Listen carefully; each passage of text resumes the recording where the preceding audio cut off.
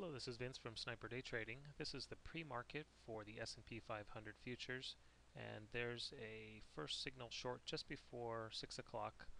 A move below, once it moves back up and a move below would constitute a sell signal, just as a move above the green line here constitutes a buy signal. I'm not saying what this indicator is, just something I've kind of modified and put together that matches everything else I'm doing within my trading method.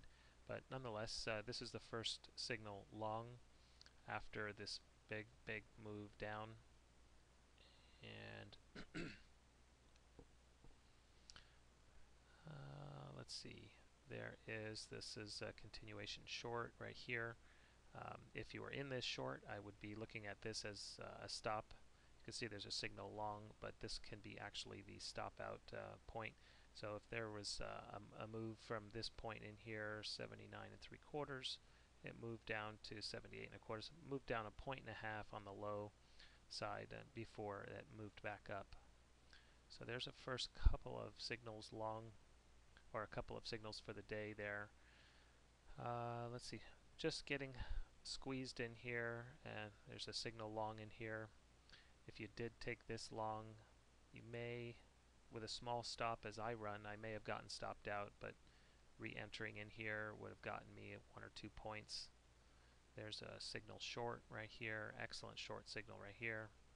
This is, the market continues to run down several points from that entry, 80 and say 80 and a half. 73.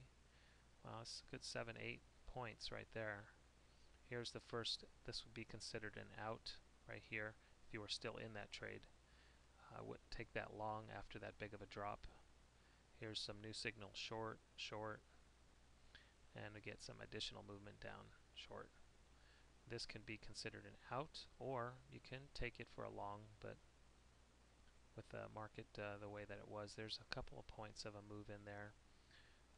There's a short, but this would be probably a stop out, and so maybe a point or so, maybe a little over a point, 4 or 5 tick move in there, but I'd say that this would be a stop out. You can see there's a signal long, can be taken. There is movement there, but we're looking for the short moves mostly. Again, there's another short trade and another nice big move down. So you could see the moves here. I mean, with the market showing its hand that it's a massive short selling going on, that would be a good strategy. It's looking for the short moves. This could be your out right here. It does point long, but you didn't have to take that. That was my first trade of the day here, short. Came in just a touch early, and I did have to move my stop up an extra tick or so just to not get stopped out. I had it right up here at the just above that pivot high, and that was my first trade. That was my second trade, and that was pretty much it. And closed out had one more portion of this here. I wanted to try to get out up in here. Thought we had a little bit higher prices to go, but it didn't happen, and I got stopped out right there, and that was pretty much it. There was a signal short right here as well, but I used this as my out for the last part of my trade. So it was just those two trades, and that was pretty much it for the day. So you could see there was still short, still showing short right there. You can just see the rest of that, and I think it goes down some more from there. But nonetheless, that's it for now. That's all I needed was those two trades, and you can just see the turns and the signals as they were generated just by the indicator. Now, I don't follow the indicator 100%. I have my own style and method of trading, which incorporates a lot more than what you're just seeing on the screen. I've just kind of stripped a bunch of things off just to kind of show you, kind of give you a roadmap of what is possible.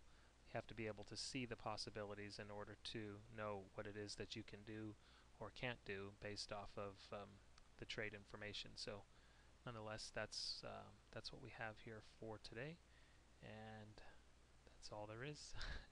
All right, thanks for tuning in. Vince, Sniper Day Trading.